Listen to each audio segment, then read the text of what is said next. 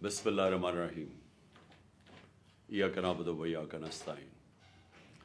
मेरे पाकिस्तानियों, मैं आज आपसे सिर्फ एक मौजू के ऊपर बात करना चाहता हूँ, और वो जो कि अभी इलेक्शन कमीशन ने care taker chief minister Punjab का अनाउंस किया है। पंजाब का जो केयर टेकर चीफ मिनिस्टर है उसका नाम है मोहसिन नकवी। मैं मोहसिन नकवी पे तो आने लगा हूँ।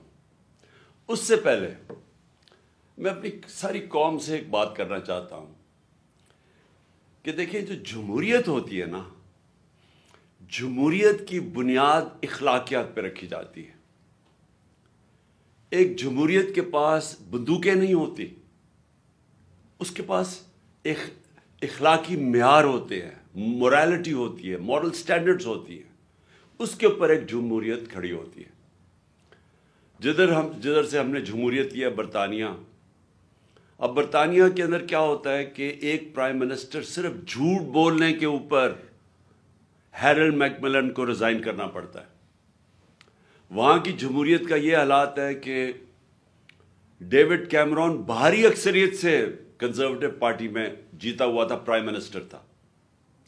वो सिर्फ एक वोट हार जाता है ब्रेक्सिट के ऊपर, रिजाइन करना पड़ता है उसको कि मैं वो इखलाकी कुव्वत खो बैठा हूं हुकूमत करने के लिए।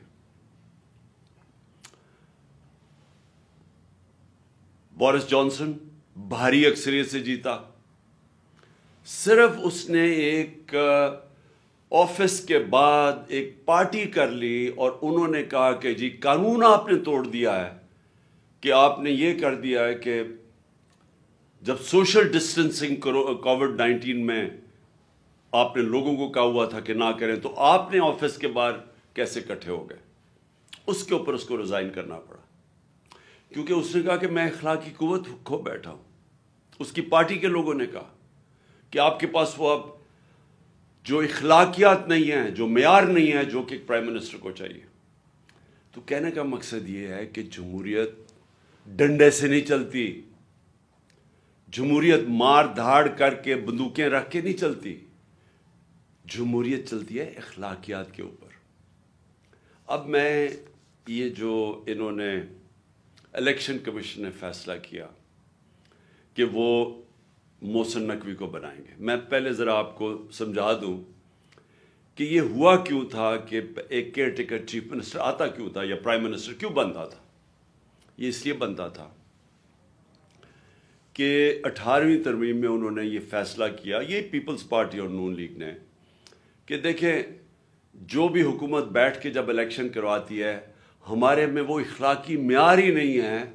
जिस तरह बरतानिया के अंदर वो कोई उनकी केयर टेकर नहीं आता, लेकिन वहाँ की इखलाकियात के स्टैंडर्ड्स इतने हैं कि वो समझते हैं कि वो साफ और शफाफ इलेक्शन करवा सकती है हुकूमत।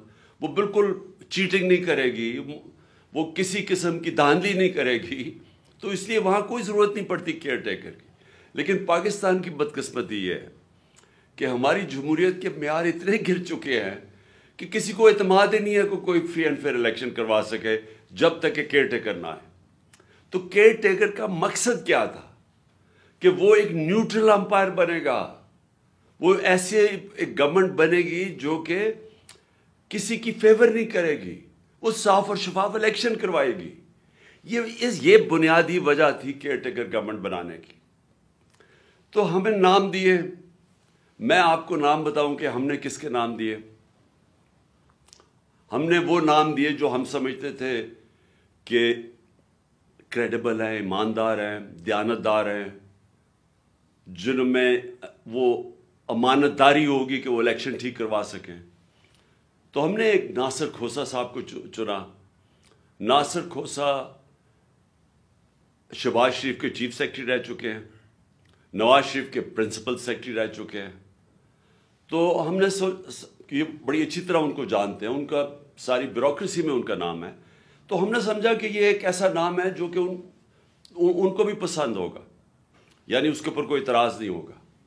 फिर अगला नाम हमने अहमद सुकेरा का चुना। अहमद सुकेरा इस वक्त کیبنٹ سیکرٹری ہیں، سب سے امپورٹنٹ، بلکہ دوسری تیسری امپورٹنٹ پوزیشن ہے شہباز شریف کی گورنمنٹ میں، اور وہ ابھی ریٹائر ہونے والے ہیں، وہ ان کے کیبنٹ سیکرٹری ہیں۔ ہم نے سوچا کہ وہ بھی ایک ایماندار، ایک ایسا انسان ہے جس کے اوپر کوئی شک نہیں ہوگا، وہ بھی نیوٹرل امپائر بننے کے قابل ہوگا۔ اور پھر ہم نے ایک اور چنا، جو میں تو ان کو جانتا نہیں لیکن میں آپ ان کو نام بتا دوں، کہ ہم نے یہ بھی ان کے چیف سیکرٹری رہ چکے ہیں، نوید چیمہ، نوید اکرم چیمہ ان کے شہباز شریف کے چیف سیکرٹری رہ چکے ہیں۔ تو ہم نے اپنی طرف سے بڑی دیانتداری سے ایسے نام چنے جو ہم سمجھتے تھے کہ ان کو بھی ایکسیپٹیبل ہوں گے۔ ان سب کو مسترد کر دیا۔ جس آدمی کا نام لیا وہ ہے محسن نقوی۔ اب میں محسن نقوی کے آنے سے پہلے میں آپ کو بتاؤں پختونخوا میں کیا ہوا۔ ہمیں جے یو آئی نے نام دیا اعظم خان۔ اعظم خان ایک بہت رسپیکٹیبل انسان ہے پختونخوا کے اندر۔ آپ کو پتا ہمارے جے یو آئی کے ساتھ بڑے اختلافات ہیں، لیکن کیونکہ انہوں نے ہماری پارٹی 2/3 اکثریت لے کے بیٹھی ہوئی ہے، کے پی میں بیٹھی ہوئی تھی، لیکن کیونکہ انہوں نے ایک صحیح نام دیا ہم نے تسلیم کر لیا، اور وہ آج وہاں کے کیئر ٹیکر چیف منسٹر بن گئے۔ لیکن یہاں دیکھیں کیا ہوتا ہے، محسن نقوی جن کو انہوں نے اور الیکشن کمیشن نے منتخب کیا ہے، میں سب سے پہلے تو الیکشن کمیشن، میں یہ آپ سب کے سامنے پہلے کہہ چکا ہوں، میں پھر کہنا چاہتا ہوں، میں نے اتنی بددیانت دار الیکشن کمیشن اپنی زندگی میں نہیں دیکھی۔ میں نے ایسی الیکشن کمیشن دیکھی نہیں جو اتنی بے شرمی سے تحریک انصاف کے خلاف ہر فیصلہ ان کا ہمارے خلاف آتا ہے۔ ہر باری ہم عدالت میں جاتے ہیں، یہ ہمارے خلاف فیصلہ کرتے ہیں، ہم عدالت میں جاتے ہیں اور عدالتیں ان کے فیصلے کو اوورٹرن کرتی ہے، کہ کہنے کا مطلب کہ انہوں نے غلط فیصلہ کیا ہمارے خلاف۔ یہ 8 یا 9 دفعہ ہو چکا ہے۔ اس کے علاوہ انہوں نے جو توشہ خانہ کا کیس کیا ہے، جو انہوں نے فورن فنڈنگ کیس یہ ہے کہ انہوں نے جو اناؤنسمنٹ کی کہ کیا فورن فنڈنگ تھی، وہ اس کو چینج بھی کیا، پروہیبٹڈ فنڈنگ۔ اس کے بعد وہ اناؤنس کر کے جو پبلک ریلیز کی، اس کے بعد ایک پیراگراف ایڈ کر دیا جس کا کوئی تعلق ہی نہیں ہے اس سے، کہ جی عمران خان نے کوئی فنڈنگ میں غلطی کی ہے۔ یہ سارے عدالت میں کیسز ہیں، اور وہ جو توشہ خانہ کا کیس ہے وہ اتنا بڑا مذاق ہے، اور اس کا سب سے بڑا مذاق اس طرح اڑا کہ لاہور ہائی کورٹ نے جب کہا کہ ہم ساروں کے جتنے بھی پیچھے پرائم منسٹر رہ چکے ہیں، ہمیں ان کی ڈیٹیلز دیں ان کے توشہ خانہ کی، کہ کیا کیا ان کو کس قسم کے ان کو گفٹس ملی۔ تو یہ گورنمنٹ جس نے میری ساری انفارمیشن دی تھی توشہ خانہ کی، وہ ادھر جا کے کہتی ہے، وہی گورنمنٹ لاہور ہائی کورٹ میں، کہ جی یہ سیکرٹ ہے، یہ ہم بتا نہیں سکتے، ہم باقیوں کے کیسز نہیں بتا سکتے کہ باقیوں کو توشہ خانہ میں کیا ملا۔ اور وہ میں آپ کو بتاتا ہوں کیوں نہیں بتا سکے، کیونکہ نواز شریف نے گاڑی لی ہے وہاں سے توشہ خانہ سے، جو اللیگل ہے، غیر قانونی ہے، چوری کی ہے، اور 3 گاڑیاں چوری کیا آصف زرداری نے توشہ خانہ سے، اور یوسف رضا اس میں ملوث ہے۔ تو اس لیے وہ کہتے جی ہم باقیوں کا نہیں بتا سکتے، تو صرف عمران خان کے لیے سیکرٹ نہیں ہے، باقیوں سب کے لیے سیکرٹ۔ تو میں صرف بتانا چاہتا ہوں کہ یہ الیکشن کمیشن جس طرح کی اس کی حرکتیں ہیں اس ملک میں، ہم نے کبھی ایسی الیکشن کمیشن نہیں دیکھی۔ ابھی کراچی کا جو الیکشن کروایا ہے، شرم آنی چاہیے کہ آپ نے اس کو الیکشن بھی کہتے ہیں۔ ہمارا ڈسکا میں الیکشن ہوا، 22 سیٹوں کے اوپر، صرف 22 پولنگ سٹیشنز کے اوپر ریٹرننگ آفیسر نے اس کے اوپر کوئی آبجیکشن کی کہ ان پہ پھر پولنگ ہونی چاہیے، اس نے سارا الیکشن کھول دیا جو تقریباً 400 پولنگ سٹیشنز کا تھا۔ تو یہ اس کی ہسٹری ہے۔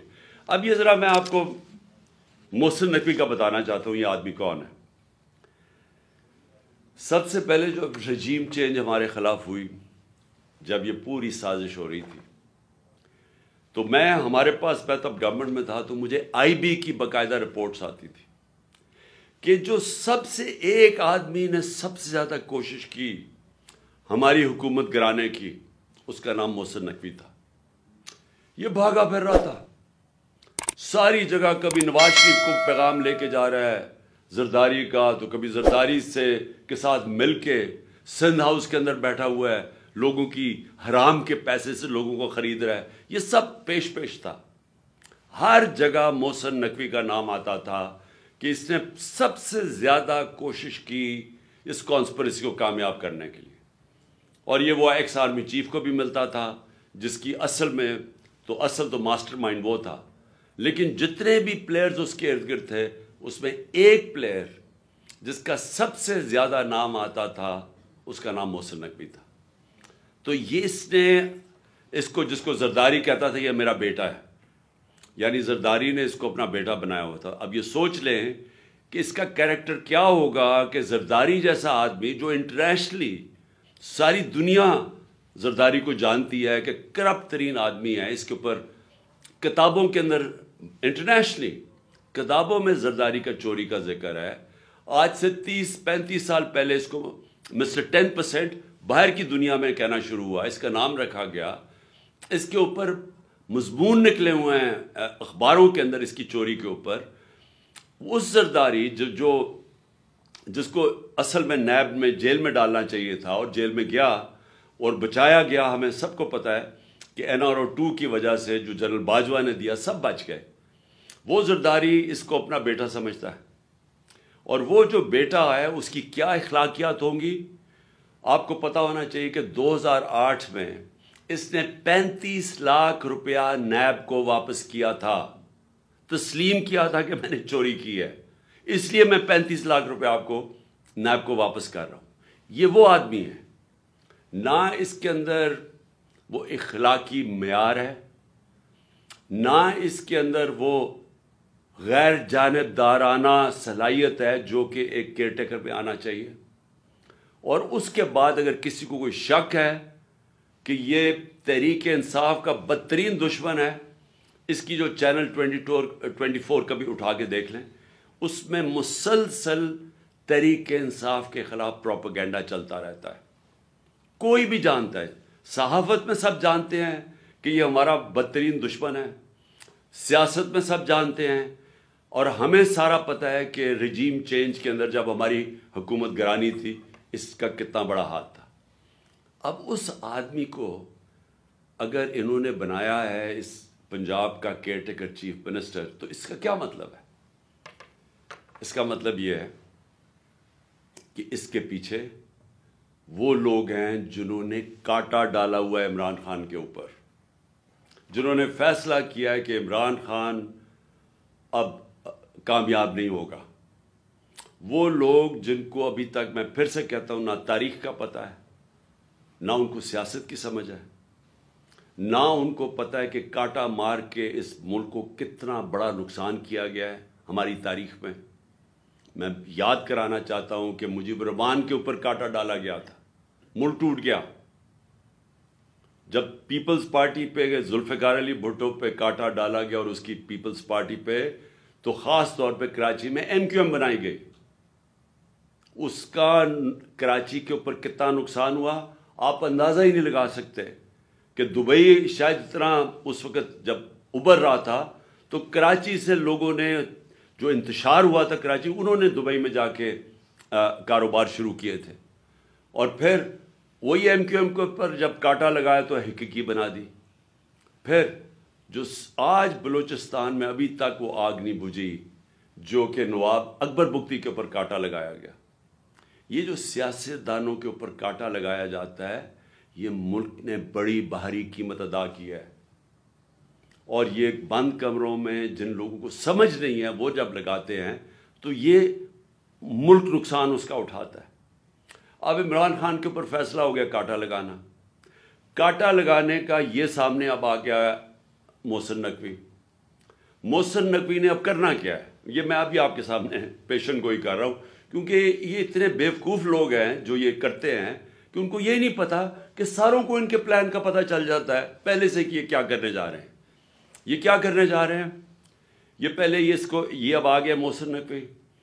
یہ اب وہ سارے وہ لوگوں کو لے کے آئے گا، پولیس والوں کو اور بیوروکریٹس کو جو ہمارے سخت مخالف ہے، جن لوگوں کو یہاں پاور دی جائے گی بیوروکریسی میں اور پولیس میں، جن کا ون پوائنٹ ایجنڈا ہوگا کہ تحریک انصاف کو اب کیسے دبا رہا ہے۔ سارا پولنگ سٹیشن الیکشن کا سٹاف ہوگا، وہ چن چن کے لگایا جائے گا کہ دھاندلی کیسے دھاندلی کر کے تحریک انصاف کو ہرانا ہے۔ ان کو خوف آیا ہوا ہے، پتہ ہے ان کو کہ اس وقت تحریک انصاف کی مقبولیت پاکستان میں کیا ہے، اور ان کو پتہ ہے کہ یہ الیکشن کے ذریعے اب ہمیں ہرا نہیں سکتے، اس لیے الیکشن کروانا نہیں چاہتے، الیکشن کو ڈیلے کرتے رہیں گے، اور کوشش ان کی اب تک یہی رہی ہے کہ کسی نہ کسی طرح اس کو ڈیلے کریں۔ لیکن اگر جب بھی الیکشن ہوگا تو انہوں نے، جب سارے امپائر بھی اپنے ہوں گے، سٹاف بھی اپنا ہوگا، ہر چیز، الیکشن کمیشن تو پہلے ان کی ہے، تو جب یہ پورا، جب تک جیت نہیں سکیں گے یہ الیکشن نہیں ہونے دیں گے، اور کیسز ہوں گے، عمران خان کو ڈسکوالیفائی کرو، اس کو جیل میں ڈالو، پی ٹی آئی کے لوگوں کو، جو لیڈرز ہیں ان کے اوپر کیسز کرو، ان کو الجھا دو، ورکرز کو پکڑو، اندر ڈالو، ایف آئی آر کرو۔ یہ بالکل جو زرداری کا جو فارمولا سندھ کے اوپر جو کنٹرول کر کے بیٹھا ہوا ہے وہ ایسے ہی ہے۔ کوئی اس کی زرداری کی پبلک میں، یہ ڈرتا ہے پبلک میں جاتے ہوئے۔ اس کی پیپلز پارٹی کی یہ مقبولیت ہے کہ سیلاب کے دنوں میں لوگوں کے سامنے نہیں نکل سکتے تھے اور ابھی بھی نہیں نکل سکتے، لیکن ان کا کام یہ ہے کہ پیسہ چلاؤ، خوف، ہراساں، ایف آئی آر، گنڈوں سے لوگوں کو ڈراؤ، اور پھر کھل کے دھاندلی کرو، اور کوئی ان کو پوچھنے والا نہیں، کیونکہ الیکشن کمشنر ان کے اپنے لوگ بیٹھے ہوئے ہیں۔ تو یہ بھی اب کراچی کا جو جس طرح کا الیکشن کروایا گیا، یہ ان کی کوشش ہے کہ یہ اب سب کچھ کنٹرول کر کے اپنا الیکشن کروائیں گے۔ میں ویسے آپ کو بتا دوں، ہم نے پوری اپنی کوشش کی، ہم نے یہ کوشش کی کہ ہمارا ملک مشکل، جب ہماری گورنمنٹ گرائی گئی تو ہم نے کوشش کی کہ ہم ہر طرح اپنے ملک میں انتشار نہ ہونے دیں۔ ہم نے آئین کے بیچ پہ رہ کے سب کچھ کیا، ہم نے آئین کے بیچ پہ رہ کے اپنی ساری جتنے جلسے جلوس کیے، ہمارے کوئی 65 سے زیادہ جلسے میں نے کیے، اور پاکستان کی تاریخ میں سب سے بڑے جلسے ہوئے، پرامن رہے، کبھی اتنی بڑی پبلک نہیں نکلی، لیکن ہم نے کسی قسم کا انتشار نہیں ہونے دیا۔ 2 دفعہ ہم نے مارچز کی، لانگ مارچ، ایک دفعہ 25 مئی کو انہوں نے ہمارے اوپر شدید ظلم کیا، اور ہمیں ہے کہ اب خوف ہے کہ ابھی وہی لوگوں کو جنہوں نے ظلم کیا تھا ان کو پھر واپس پنجاب میں لے کے آئیں گے۔ انہوں نے ہمارے پہ ظلم کیا، انتشار کیا، اور اگر میں 26 کی صبح کو لانگ مارچ نہ ختم کرتا تو ہم سب کو پتا تھا کہ خون خرابہ ہوگا، اس کی وجہ سے ہم پیچھے ہٹ گئے۔ پھر ہم 26 نومبر کو نکلے، جو ہم پنڈی میں گئے، لاکھوں لوگ تھے۔ اب صرف اور صرف یہ کرنا تھا کہ ہم اسلام آباد کی طرف نکل جاتے تو انتشار شروع ہو جانا تھا، گورنمنٹ سنبھال ہی نہیں سکتی تھی اتنی پبلک کو۔ لیکن ہم نے فیصلہ کیا کہ ہم صرف اپنے آئین اور قانون کے بیچ میں رہیں گے، کوئی انتشار نہ پاکستان میں پھیلے۔ اس کے بعد اپنی گورنمنٹس ہم نے گرائی۔ یہ کبھی بھی نہیں، مجھے بتائیں کوئی پاکستان کی تاریخ میں کسی نے اپنی گورنمنٹس گرائی ہوں؟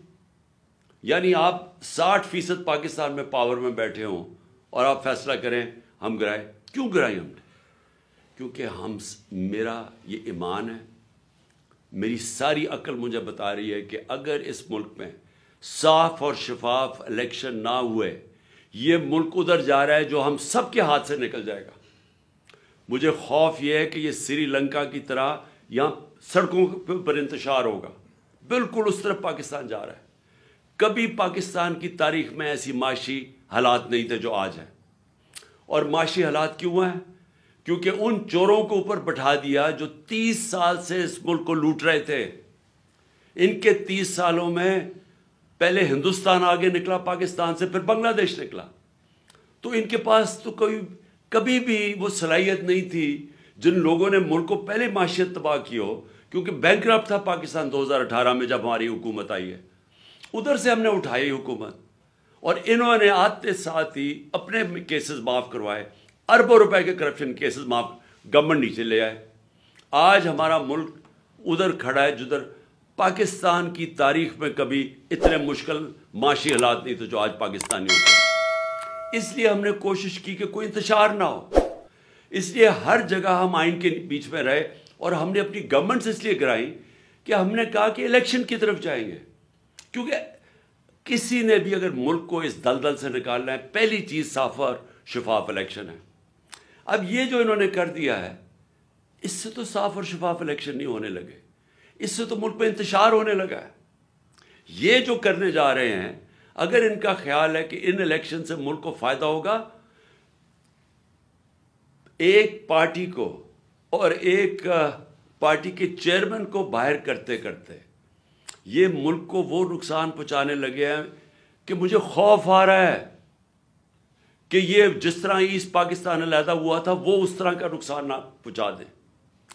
تھوڑے سے چوروں کو جن کی ساری دولت اور پیسہ پاکستان سے باہر ہے، جن کا سٹیک ہی پاکستان میں نہیں ہے، جن کے بچے جائیداد، علاج، پراپرٹیز، بزنسز اربوں اربوں ڈالر کی اس ملک سے چوری کر کے جو باہر لے گئے ہیں، ان کو کیا فرق پڑے گا اگر پاکستان نیچے جاتا ہے؟